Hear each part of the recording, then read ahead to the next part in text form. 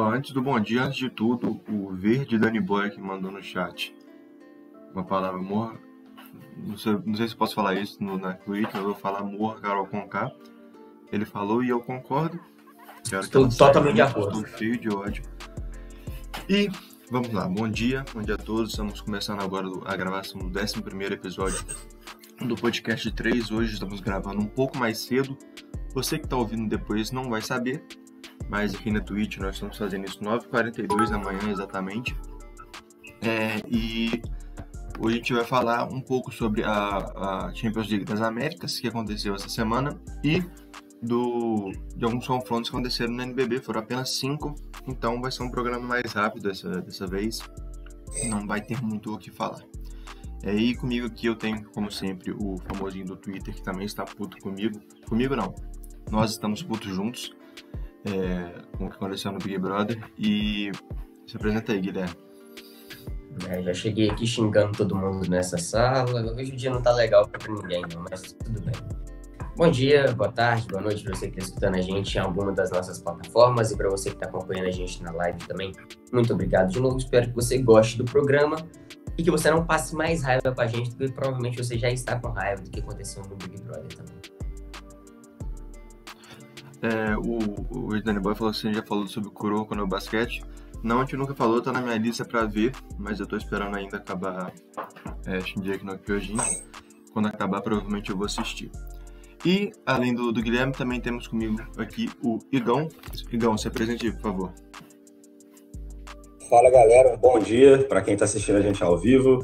Boa tarde ou boa noite para quem estiver ouvindo a gente depois. Começando mais um episódio aí, gravando em horário nobre, às 9h40 da manhã. É sempre um desafio. Mas é isso aí, galera. Não esqueça de seguir a gente nas nossas redes sociais lá, Twitter, Instagram, YouTube, se inscrever no canal. Tá tudo aparecendo aqui para vocês aqui em cima. E para quem tá ouvindo a gente lá no Twitter é @podcast_3. No YouTube, nosso canal é podcast de 3. Só escrever lá o íconezinho da bolinha laranja. E no Instagram, @podcast de 3, tudo junto. Inclusive, eu tô anunciando aqui com os meus amigos agora que eu estou pensando alguma forma da gente entrar pro Instagram através do Reels. Eu tô vendo que o Reels dá muito engajamento, então tô tentando criar algum tipo de conteúdo pra gente colocar na página lá. Quem tiver sugestão, manda pra gente de alguma forma. E o Twitter também eu tento sempre... e o Twitter também tento sempre atualizar as coisas lá. Mas isso aí, galera, mais um episódio e vamos pra cima lá. Aí, o Danny Boy aqui do chat tá falando pra gente fazer uns cortes e colocar lá no Reels. É uma possibilidade. Pode ser também, acho massa a ideia. Vamos começar então. O primeiro jogo que a gente vai falar foi a vitória do Paulistano contra o Corinthians por 100-98. Aí você pensa, nossa, o Paulistano jogou bem, atacou bem essa partida, né? Foram bem no ataque. Não foram.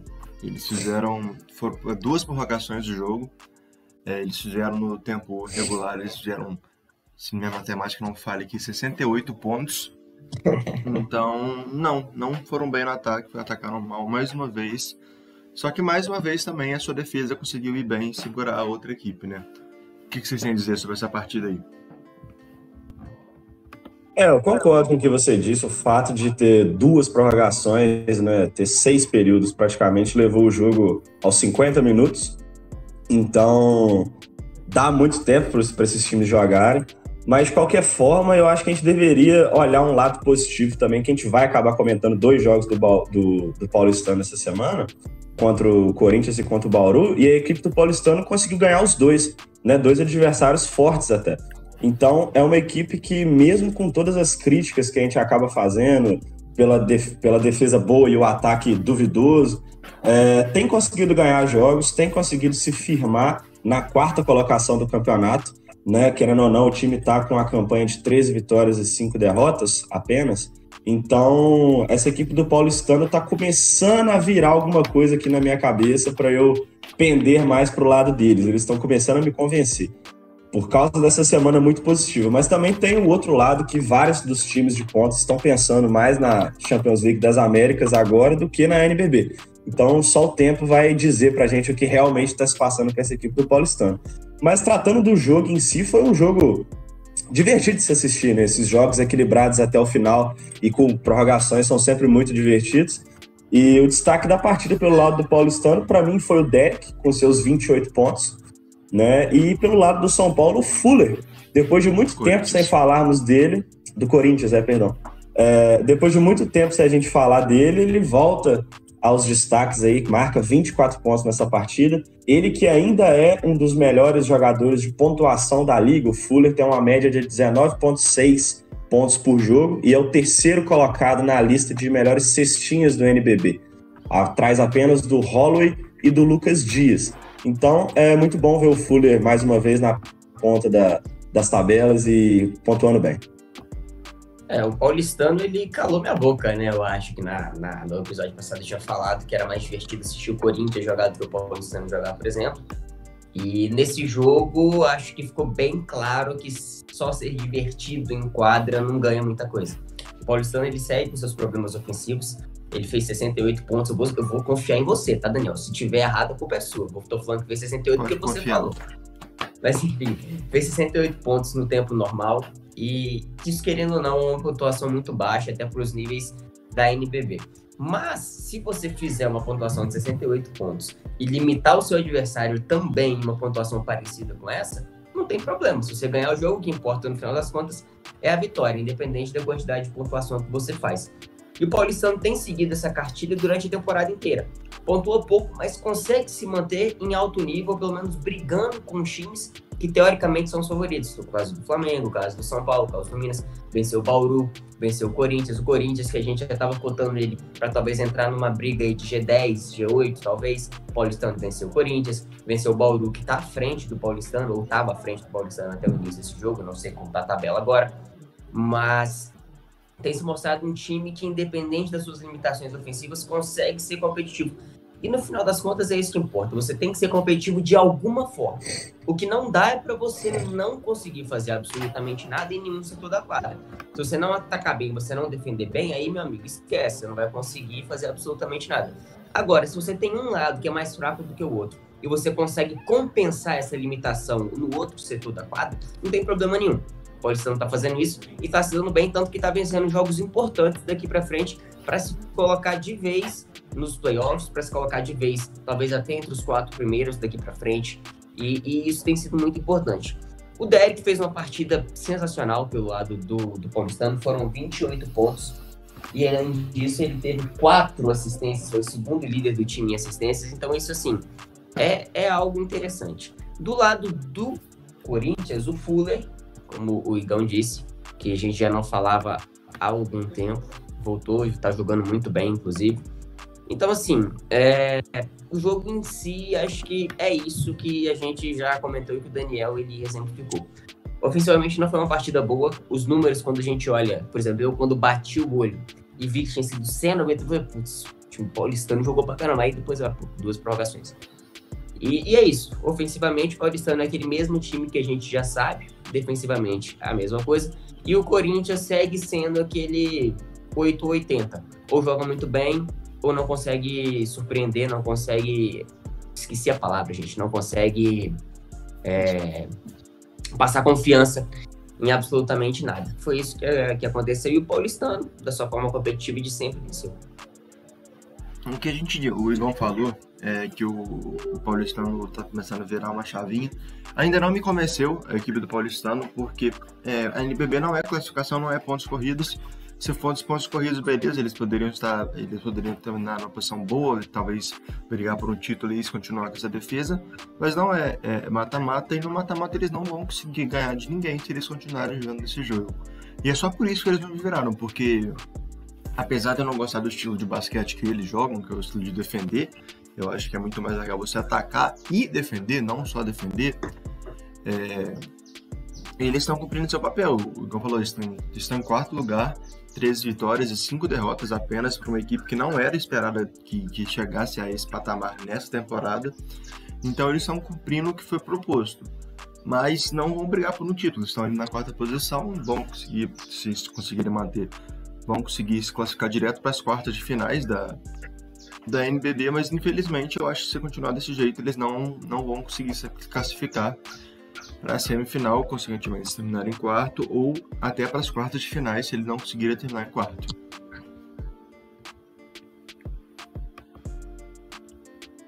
E o próximo jogo que a gente vai falar é da equipe que está em terceiro lugar, que está à frente ao Paulistano, que foi o São Paulo. É o São Paulo, na verdade. Eles venceram o Franca que está decepcionando essa temporada, né? A vitória do São Paulo foi por 97-76, mais uma boa partida ofensiva do São Paulo, diferentemente do Paulistano. Essa partida foi conquistada nos 4 quartos normais, não teve prorrogação, obviamente, né? Porque para ter uma diferença dessa na prorrogação tem que ter uma disparidade muito grande nos times. E eu queria destacar aqui a partida que o Chamel fez, os 38 pontos, jogou demais, né? Geralmente são vocês que falam de destaque, mas eu gostaria de falar isso porque o Chamel tem 40 anos, é o maior pontuador da história da NBB e tá aí continuando metendo 38 pontos em uma partida. Então, tirar o chapéu que o Chamel faz até hoje, né? Começa aí, Igor. Não, pode ir, comecei outro. Não, beleza. Cara, a partida do Chamel é qualquer coisa, né? É surreal, jogou muita bola. Eu vou dar outro destaque, já que você já citou o Chamel, e os números falam por si só, a gente não precisa falar alguma coisa de um cara que fez 38 pontos no jogo e carregou seu time para vitória, mas eu gostei demais da partida do Jefferson, duplo-duplo, né? 18 pontos, 10 rebotes e 4 assistências, também jogou muita bola, tá sendo muito importante para esse time do São Paulo, foi importante nesse jogo principalmente. E o São Paulo, ele vai mostrando mais uma vez o que a gente fala toda vez que a gente vai falar de São Paulo. É um time com potencial muito grande. É um time que tem um time, ou seja, os 5 primeiros, os 5 que começam jogando, muito bons, mas que em alguns momentos o banco ele deixa a desejar. 1, 2, 3, 4, 5, 6. 6 jogadores do São Paulo jogaram mais do que 20 minutos e depois disso o que mais jogou foi o Isaac com 13. Pô, fiquei triste agora, mano. O nome do cara é Depenteado. Eu vi aqui também. Fiquei muito triste. Enfim. Voltando. O São Paulo ele tem um time que ele é muito bom, mas quando precisa usar o banco, deixa a desejar. Mas em partidas como essa, você até consegue dar uma minutagem maior para os seus jogadores que vêm de fora, porque o jogo do São Paulo abriu uma vantagem extremamente tranquila desde o segundo quarto. São Paulo já tinha uma vantagem de 10 ou 12 pontos em determinada parte do segundo quarto e que administrou o jogo. Fez o que tinha que fazer, não pipocou, não fez o que fez contra o Minas, por exemplo. Soube administrar muito bem a partida durante todo o tempo. Mas eu ainda quero muito ver como vai se sair esse São Paulo. Não precisa nem ser numa série de 5. Eu quero ver como se sai num jogo contra o Flamengo ou de novo num jogo contra o Minas, se eles vão realmente usar única e exclusivamente os seus 5 jogadores iniciais. Porque se fizerem isso, é uma clara e evidente demonstração de que, assim como o Paulistano, que o Daniel disse que não vai longe por conta do seu estilo de jogo, eu tenho certeza que o São Paulo não vai longe numa série justamente por conta da fadiga. Não tem como você bater de frente com times que conseguem usar muito bem o seu banco se você não faz a mesma coisa. Ou você vai matar os seus jogadores, ou os jogadores vão matar o treinador. Das duas, uma. É difícil, complicado. São Paulo é um time muito bom, mas um elenco que, pelo menos para mim, independente da posição que está na tabela, não passa confiança nenhuma. Exatamente. Essa equipe do São Paulo parece que ele só tem 8 jogadores disponíveis, né? Porque estão sempre utilizando só 7, 8 jogadores no jogo, sendo que os 5 primeiros sempre jogam bastante. Mas enfim, falando do jogo, foi uma vitória do São Paulo de ponta a ponta, venceu todos os quartos, não perdeu nem um quarto, né? Foi uma vitória completa dessa equipe do São Paulo. E a equipe do Franca vem decepcionado bastante, né? São 3 derrotas seguidas já, se você contar a derrota que eles tiveram também na Champions League das Américas. Então, um time como o Franca, que quer brigar, quer estar lá na frente, não pode se dar o luxo de perder essas partidas. E está em 7º colocado na tabela de classificação do NBB. Né? Ainda tem muita água para rolar, muita bola para quicar, mas provavelmente eles não vão conseguir se classificar direto para as quartas de finais, lá nos playoffs, por causa da campanha fraca que vem fazendo até o momento. São 9 vitórias e 9 derrotas. Mas fazer um destaque aqui, mais uma vez, para a atuação do Chamel, uma coisa que vocês não falaram, 2 coisas na verdade. Além dos seus 38 pontos, o Chamel terminou a partida com 76% de aproveitamento, uma eficiência gigantesca, e eu queria dar um destaque para as bolas de 3. Ele acertou 9 em 12 tentativas, 75% de aproveitamento, mas ele entra para a lista dos recordes da NBB. Porque eu estava olhando aqui, o recorde de arremessos de 3 da NBB é do Marcelinho Machado, né, uma lenda, com 16 bolas de 3 num jogo que aconteceu em 2010. Mas essas 9 bolas de 3 do Chamel botam ele em quarto na lista de recordes da NBB. Então é a quarta maior marca de arremessos de 3 em um jogo da NBB. Muito legal, né? À frente dele fica o Marcelinho, de novo, que conseguiu fazer 10 bolas de 3 por 2 oportunidades, e um cara chamado Riddick, que em 2011 fez 14 bolas de 3 num jogo. Então, de qualquer forma, o Chamel, que já está na história da liga, obviamente, entra mais uma vez, em um recorde muito legal. Né? Então, é o que eu tinha para falar sobre essa equipe do São Paulo. É uma equipe que tem jogado um basquete muito sólido, está em terceiro lugar na liga, ainda é a equipe que lidera a média de pontuação. A equipe de São Paulo continua com seus 91 pontos de média por jogo e continua em primeiro, e mais uma vez consegue superar essa sua média, faz 97 pontos. Então, para mim, o São Paulo é uma equipe que está firme nessa briga, mas que a gente tem que ver quando enfrentar, igual o Guilherme falou, quando enfrentar uma equipe bem qualificada aí como o Minas, como o Flamengo, né? Eles conseguiram surpreender a gente na Copa Super 8, acredito que não foi só eu, ninguém esperava que eles chegariam à final, mas chegou na final e acabou perdendo para uma equipe do Flamengo. Mas então, de qualquer forma, acredito que eles vêm forte para brigar nesses playoffs, para brigar também na BCLA, que a gente vai falar. E eu gosto muito dessa equipe do São Paulo, apesar dessas críticas que a gente tem que fazer de não usar o elenco, de ter poucos jogadores. Isso aí vai pesar lá no final, não é surpresa para ninguém, a gente não está falando o que pode acontecer, vai acontecer. Esse filme, ele é assim, se você usa só os mesmos jogadores a temporada inteira, a consequência disso é lá no final você ter um time cansado, você ter um time desgastado, você tem mais possibilidade de sofrer com lesão. Então a gente tem que ver isso para essa equipe do São Paulo, mas eles estão muito firmes nesse campeonato para mim. Queria fazer um destaque, Gão, é que os dois primeiros colocados, o Marcelinho com 16 e o Hit com 14, eles fizeram isso em uma época que a bola de 3 não era tão utilizada como hoje, né? Foi antes do Stephen Curry começar a revolucionar o basquete com isso, com as bolas de 3. E eles fizeram isso, é uma coisa bem interessante de destacar, né? São 16 bolas de 3 na partida, isso é muito ponto, cara.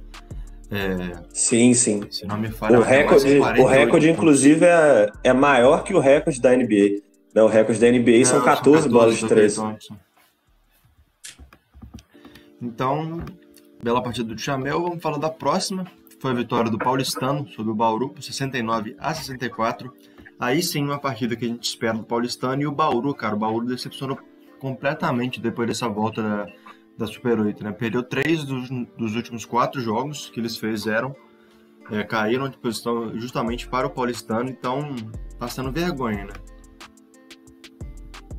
né? Cara, realmente essa equipe do Bauru, depois da Copa Super 8, eles não demonstraram nada. Na verdade, até um pouco antes, depois da virada do ano, que teve aquela lesão do Alexei, e eles já estavam perdendo alguns jogos. Eu achei que com a volta do Alexei Borges eles iriam se recuperar, mas o basquete que a equipe do Bauru tem mostrado ainda é muito fraco, né? Tá em quinto colocado na liga, eles que se mantiveram em terceiro por muito tempo, só atrás de São Paulo e Minas, não, Flamengo e Minas, e agora, por algum motivo, estão perdendo vários jogos. A equipe do Paulistano, mais uma vez, fez valer o seu estilo de jogo e levou a partida por 69-64, sempre pontuações baixas da equipe do Paulistano, mas defendendo muito bem, obrigando o time adversário a pontuar baixo também. Enfim, eu acho que esse jogo ele surpreende mais pela falta de qualidade da equipe do Bauru do que pela vitória do Paulistano. Então, acredito... O que você comemorou aí, Guilherme? Fiquei curioso agora. Gilzão da Massa atendeu o Big Fone. Legal. Vamos parar pra comentar aqui que eu preciso comentar, Gão. Desculpa de interromper, mas eu preciso comentar isso. Fique pra ficar votando. Ô, galera, vou dar um corte aqui pro editor pra gente voltar à nossa NBB aqui. Editor, a partir daqui você dá uma cortada pra versão do Spotify. Pra quem não conhece, o nosso editor é esse menino que vos fala aí de fone de ouvido, chamado Daniel. Onde você tá, Daniel? Eu tô na sua esquerda. Esquerda? Aqui, ó. Não, do outro lado. Não, aí mesmo. Na primeira, isso. Isso, Não, isso. porque minha visão tava confusa aqui. Então, oi, Igão. Se você quiser voltar Ô, seus galera. comentários aí. Então, estávamos falando da partida entre Paulistano e Bauru, correto? E galera, essa equipe do Bauru, desde o Réveillon, eles têm decepcionado bastante. O Alexei Borges, que é a cabeça dessa equipe principalmente, nesse jogo contra o Paulistano, por exemplo, foram apenas 5 pontos para ele, em 26% de aproveitamento dos arremessos, bastante fraco. Um cara que mesmo nessa baixa da equipe tem feito bons jogos esse tempo todo é o Tyrone. A gente tem que destacar isso também, o Tyrone tem jogado bem, nesse jogo jogou bem, fez aí 17 pontos. O Gabriel Jaú também terminou o jogo com duplo-duplo, 12 pontos e 11 rebotes, mas de qualquer forma é uma decepção muito grande ver essa equipe do Bauru, que a gente colocava como uma das favoritas. Lá nos primeiros episódios a gente sempre citava essa equipe do Bauru como uma das favoritas, estava fazendo bons jogos em novembro e dezembro, mas por algum motivo não dá para entender, essa equipe do Bauru caiu demais de produção, de aproveitamento, então realmente é algo assim, inexplicável. E falando sobre a equipe do Paulistano nesse jogo, a gente tem o Ruivo, né, o armador da equipe, jogando muito bem também. Foram 21 pontos para ele, 60% nos arremessos, jogou bem. O destaque da equipe em rebotes, que é o Mike, não conseguiu pegar tantos rebotes assim, foram apenas 4, mas de qualquer forma o time funcionou muito bem e venceu a equipe do Bauru. Então o Paulistano mais firme do que nunca na 4ª colocação, e o Bauru está em 5º lugar, com uma vitória a menos do que o Paulistano, mas lembrando que essa equipe do Bauru tem um jogo a mais, né? Os 4 primeiros colocados, Minas, Flamengo, São Paulo e Paulistano, jogaram 18 partidas, e a equipe do Bauru jogou 19 partidas. Então, de qualquer forma, além de estar em 5º lugar, ainda está com um jogo a mais, ou seja, está mais fora do G4 do que nunca essa equipe do Bauru. O jogo, assim, o Paulistano, ele tomou frente ali por volta um pouquinho antes do 3º quarto e não largou mais a liderança, mas eu não vou falar muito do Paulistano, porque senão eu vou repetir o que eu já falei. Defensivamente muito bem, ofensivamente peca em algumas coisas, mas consegue ser competitivo.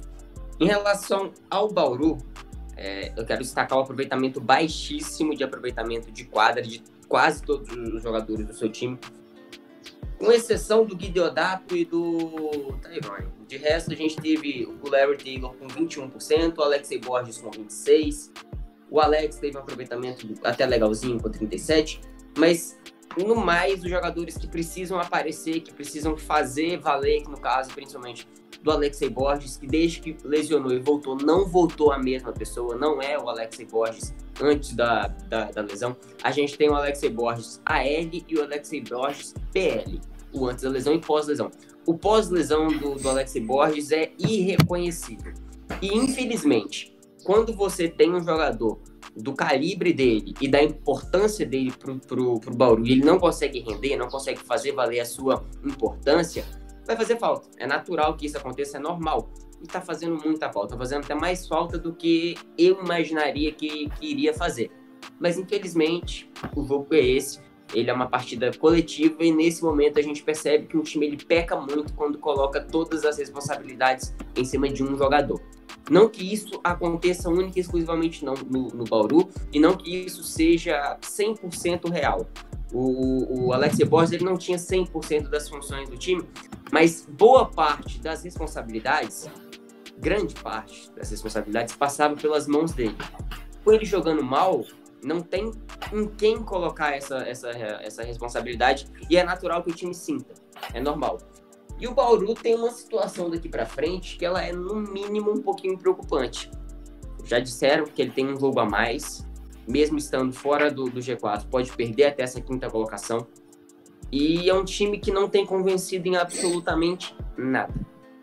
A gente até tinha uma expectativa para ele no início da temporada. A expectativa inicial tinha se comprovado, tá? Tava fazendo valer, não estava nem acima do que a gente esperava, nem abaixo, mas agora está bem abaixo. E esse bem abaixo passa a ser preocupante a partir do momento que a gente vê que times abaixo dele começam a ter um pouco mais de competitividade dentro da temporada, e o Bauru só vem descendente, só vem caindo.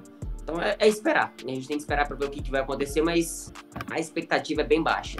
é bem ruim. Talvez o Bauru nem consiga terminar entre os 8 primeiros, se seguir nessa cartilha. Tem muito campeonato pela frente ainda, muita coisa pode acontecer. Pode ser que o time estague de uma hora para outra, volte a ser o Bauru que a gente estava acostumado a ver, mas nesse momento não dá para confiar em absolutamente nada. Eu ia comentar isso aí do Alexei, é uma coisa que está me decepcionando bastante, que ele jogava muito. Eu acho que se bobear, Igão, foi você que zicou ele, que você mandou aquela mensagem para ele no Instagram, falando que é muito fã, e desde lá ele não tá jogando mais nada. Então, acho que a torcida do Bauru ficar sabendo disso aí. Você acredita que enquanto o Guilherme tava pensando justamente nisso, eu falei, nossa, eu conversei com o Alexei faz um mês mais ou menos, e desde então o cara não joga nada mais. E eu ainda falei assim, sou muito seu fã, você joga muito, eu acho que eu tenho que ir lá corrigir. Vou mandar uma mensagem cobrando ele hoje lá, ele não vai entender nada, mas vai voltar a jogar bem. Aí você manda o link do nosso podcast, manda isso aí na segunda, aí você manda o link do podcast aí. Mas é isso, cara, o Bauru tá decepcionando bastante. Acho que eles vão dar a voltinha por cima ainda, vão conseguir se recuperar na temporada, mas eu acho que as chances de título dele já caíram bastante, sabe? Foi bem decepcionante o que eles estão fazendo até agora. E agora a gente vai dar uma pausa no NBB, na verdade nós vamos parar sobre o NBB hoje e vamos falar sobre a Champions League das Américas. Primeiro vamos falar do duelo brasileiro que foi a vitória do Flamengo sobre o Minas. O Flamengo e o Minas estão no mesmo grupo, junto com o Instituto de Córdoba. Interessante, eu queria destacar que esse grupo do Flamengo é para ser Flamengo, Peñarol e Instituto Córdoba. O Peñarol ele não pôde sair do Uruguai por políticas do país contra o Covid-19, então o Minas foi chamado para participar no lugar. Duas coisas que eu queria destacar em relação a essa substituição ia ser Flamengo e Peñarol essa partida, e aqui no site ainda está. Eles não atualizaram a headline do site, ainda está Flamengo versus Peñarol, que eu acho um pouco engraçado. E o Flamengo ia jogar com o Instituto Córdoba nessa sexta-feira e não jogou, por casos de Covid no time do Instituto. Então não sabem ainda se vai ser WO e vitória para o Flamengo ou se eles vão remarcar a partida. Mas o fato é que o Flamengo pode chegar a 2 vitórias em 2 jogos sem ter jogado a segunda partida. O Minas também venceu o Instituto Córdoba. Isso é um pouco preocupante também. Não em questão da vitória, mas em questão de saúde, porque na quinta-feira o Minas venceu o Instituto Córdoba por 100-85. E na sexta-feira o time não foi jogar por falta de jogadores devido ao Covid. Então a equipe do Minas já está bem preocupada, aí, né? A diretoria já está bem preocupada com a saúde dos seus atletas, porque pode ter passado alguns casos de Covid que pode trazer até para a NBB e atrapalhar o nosso campeonato. Então é uma coisa que a gente tem que observar aí. Mas falando do jogo agora, você quiser comentar alguma coisa, não? Eu achei que você não iria passar os comentários já. Continue. E vamos falar sobre o jogo. O Flamengo venceu o Minas por 79-69. Dominou o jogo inteiro, tirando o último quarto, que o Minas deu uma encostada, mas a vantagem já era muito gorda e não foi suficiente a reação do Minas no último quarto, né? Então, continuando, eu achei interessante você ter citado essa questão do Peñarol, e também é importante a gente falar que os certos são eles, né? O certo é a política uruguaia. O Uruguai é um país que geralmente não costuma vacilar nessas coisas, e historicamente, inclusive. E está certo, o time não pode sair, essas coisas desses campeonatos continentais não deveriam estar acontecendo, os nacionais também não, mas enfim. De qualquer forma, eu acho muito pertinente o que você falou. Eu não tinha parado para observar que o Minas jogou exatamente um dia antes do jogo ser cancelado, então agora toda a nossa NBB está em risco, né? Se caso o Minas esteja com algum jogador infectado, vai jogar uma partida. O Flamengo também está envolvido nisso porque jogou com o Minas, então a gente não tem que esperar para ver. Agora a gente não sabe. Mas falando sobre o jogo, um 79-69 do Flamengo contra o Minas, mais uma vez mostrando para a gente o quão essa equipe do Flamengo é forte em jogos mais assim, pegados, jogos não eliminatórios, porque a gente está falando de uma fase de grupos, mas essa é uma competição diferente do NBB, e a gente vê que o Flamengo é um time que sabe chegar, né? O Flamengo do basquete é um time que, quando está numa competição grande, quando está numa fase final de campeonato, numa Super 8, numa final, é um time que dificilmente perde. Um time que é muito forte, um time que sabe chegar, tem jogadores muito experientes. E é isso que eu tô curioso para ver no NBB. Porque pode ser que o Minas termine esse campeonato em primeiro, mas a gente vai ter todo um playoff para desenvolver. E aí eu quero ver nesse confronto direto, nesse mata-mata, porque é nesse ponto que a equipe do Minas está deixando a desejar. Tem desempenhado um basquete assim, fenomenal na NBB, só perdeu uma partida até aqui, mas já perdeu na Copa Super 8, já está perdendo aí nessa fase de grupos da BCLA. Então a gente tem que observar até onde vai esse time do Minas quando o fogo estiver pegando mesmo. Mas falando sobre a partida, o Flamengo manteve as suas características, que são um jogo muito equilibrado entre todos os seus jogadores, nenhum jogador se destacando assim de forma absurda, mas a gente tem o Marquinhos, que foi o melhor pontuador da equipe com 16 pontos, né? O Olivinha também jogou muito bem. É interessante que esse site aqui da FIBA coloca o nome inteiro dos jogadores, então eu tô me confundindo aqui para olhar, mas o nosso amigo Carlos Olivinha. Igão?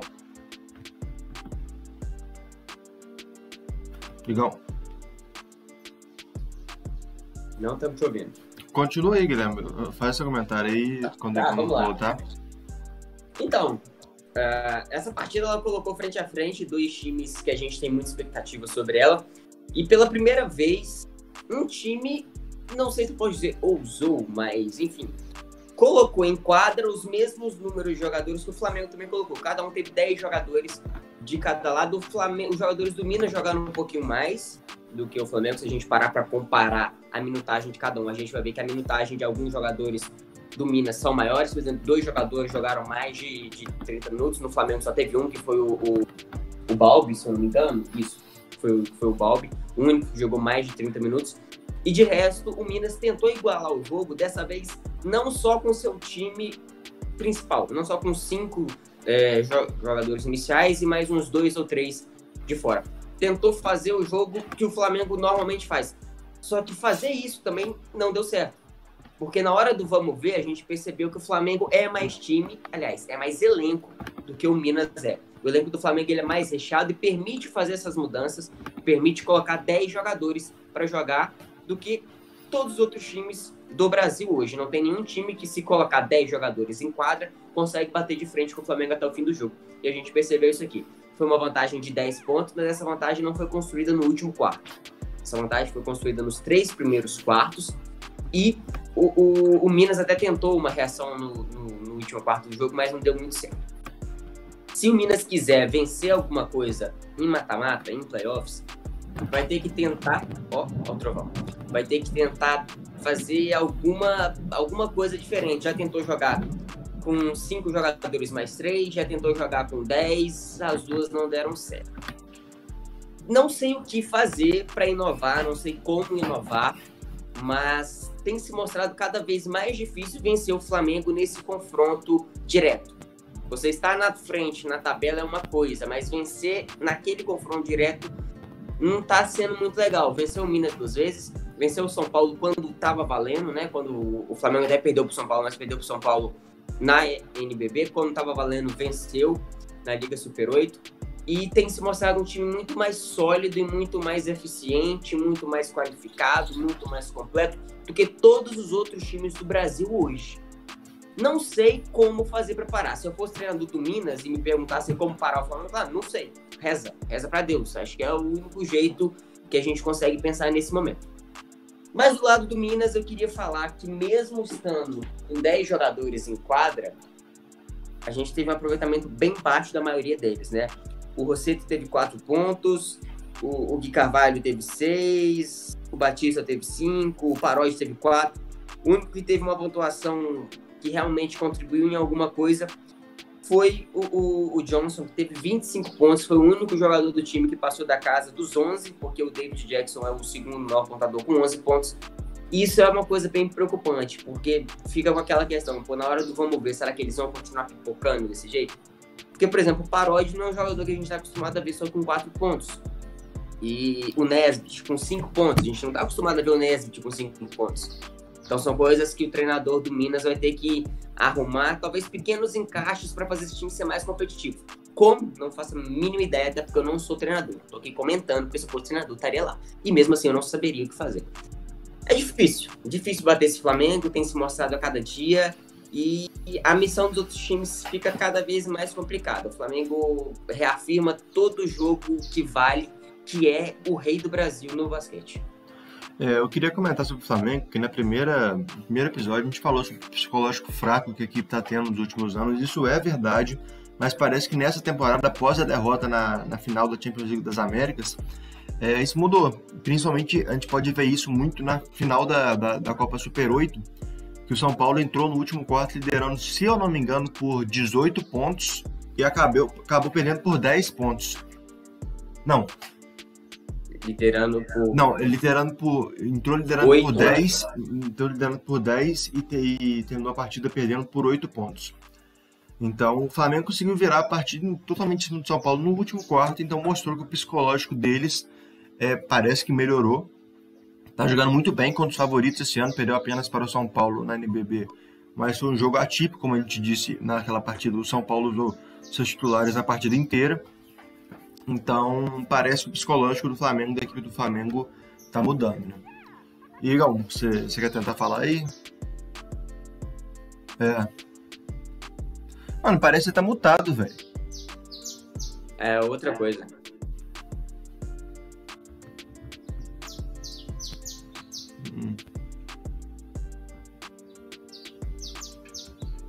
E agora? Agora foi. É porque eu deixo o outro microfone que era melhor, mas enfim, a gente fica com o microfone piorzinho nesse final de gravação. Não, mas o que eu ia falar sobre esse jogo do Flamengo e Minas, mais do que o que vocês falaram, era só fazer um destaque para a atuação do Johnson Júnior mesmo, como o Guilherme já fez. Foram 25 pontos para ele e parece que foi só o que a equipe do Minas conseguiu apresentar. E de qualquer forma, esses números dele foram muito inflados pelas 6 bolas de 3 que ele acertou. Né? Só aí já dão 18 pontos. Então, de qualquer forma, tudo que os meninos falaram aí agora é o meu pensamento também, eles me representam muito bem, como sempre. E é isso, vamos para o próximo jogo e último. É isso, vamos para a última partida, que foi a vitória de São Paulo contra o Quinza. O Quinza, que é o atual campeão, venceu o Flamengo em novembro, se eu não me engano, e garantiu a sua vaga no Mundial. E o São Paulo conseguiu venceu por 75-72, foi um jogo muito bom. Apesar de um placar baixo, foi um jogo disputado, apertado entre duas equipes boas. Foi para prorrogação, inclusive, o São Paulo venceu por 7-4 na prorrogação. Então, foi uma partida legal de se ver. O Lucas Mariano jogou muito, fez 29 pontos, se eu não me engano. O Jorginho pegou 13 rebotes, deu 11 assistências, então foi uma partida bem legal de assistir, essa partida do São Paulo e 15. Né?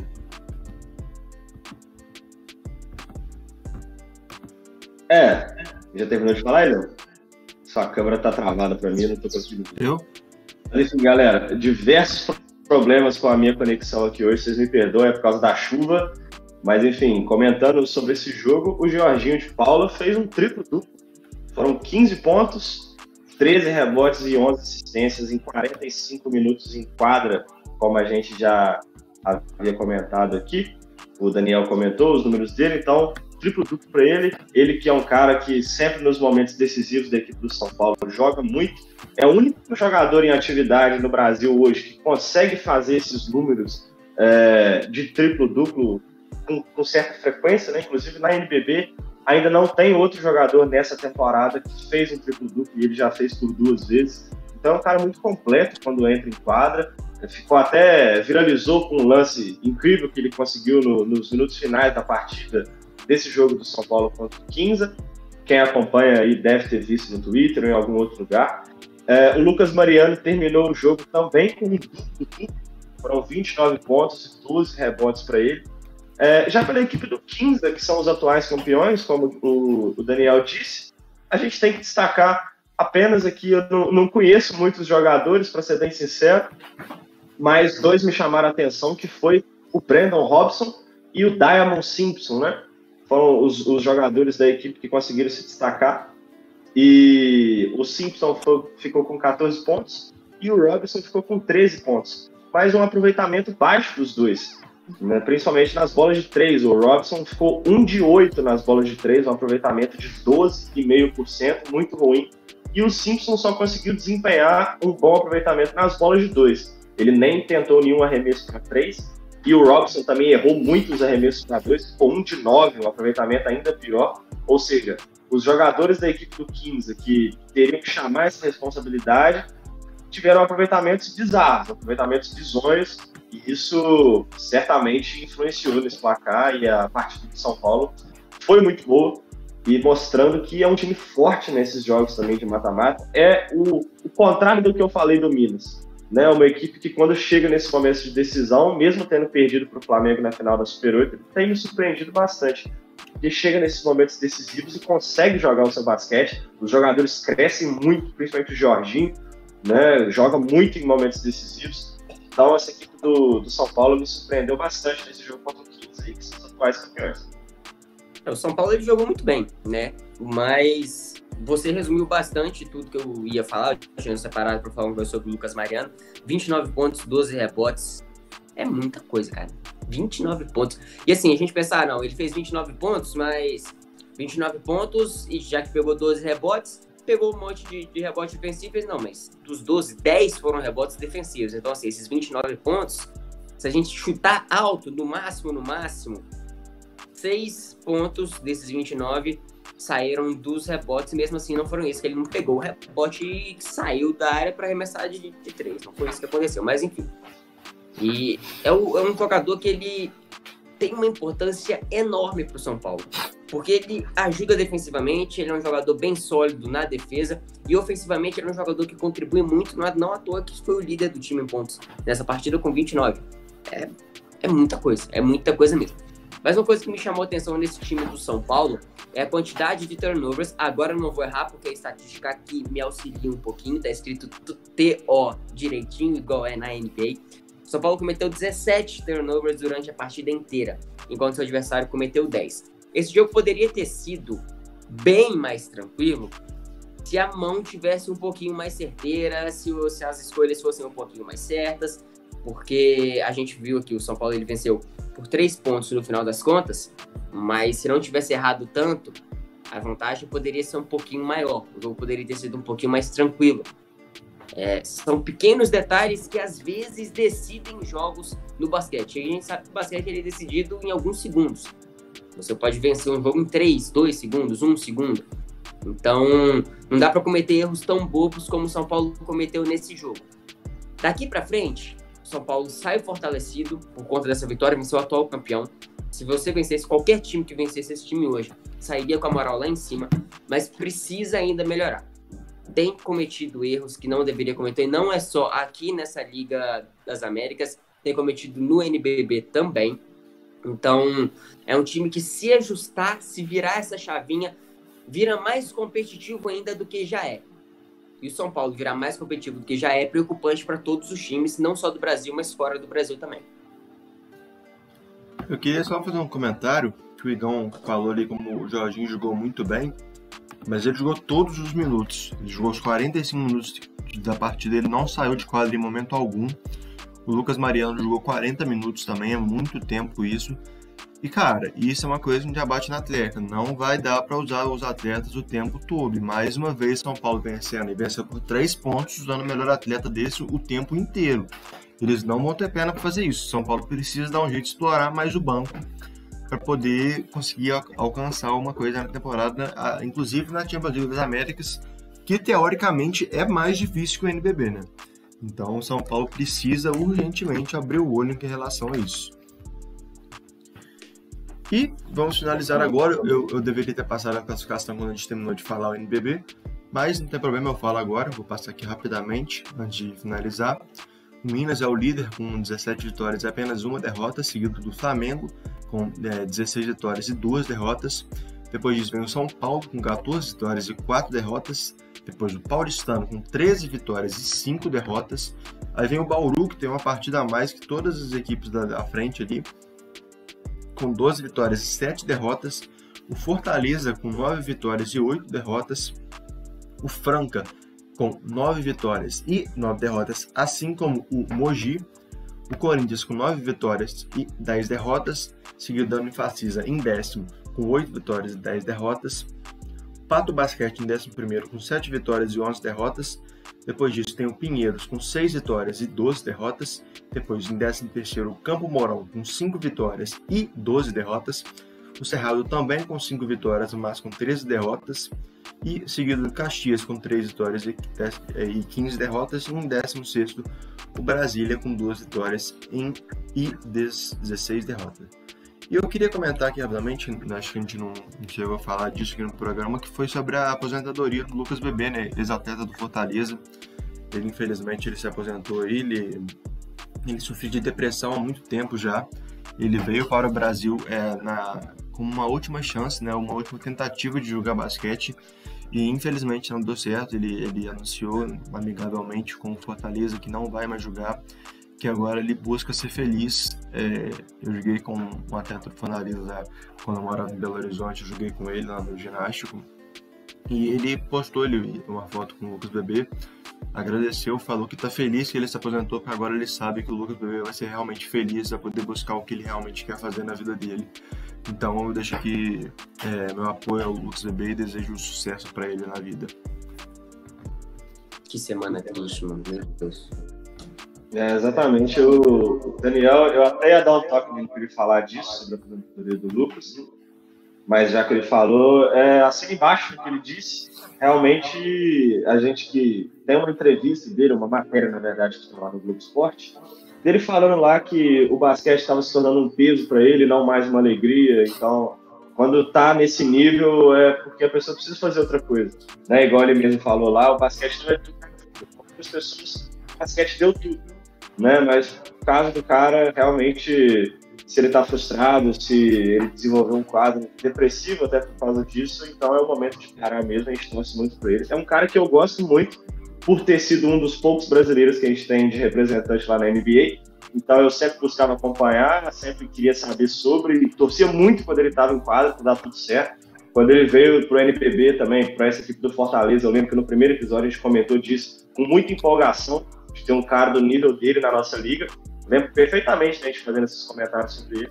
Mas de qualquer forma, é um cara jovem ainda, ele só tem 28 anos. Está se aposentando do NBB, mas as portas vão se abrir para ele em qualquer outro lugar. Eu espero muito que ele seja feliz e consiga encontrar sua paz espiritual, sua tranquilidade mental e ter tudo certo na vida dele, não importa o que ele esteja fazendo. Então, Lucas Bebê, se você tiver acesso a isso, a gente deseja para você uma excelente vida e uma excelente carreira, seja lá onde você for desenvolver ela.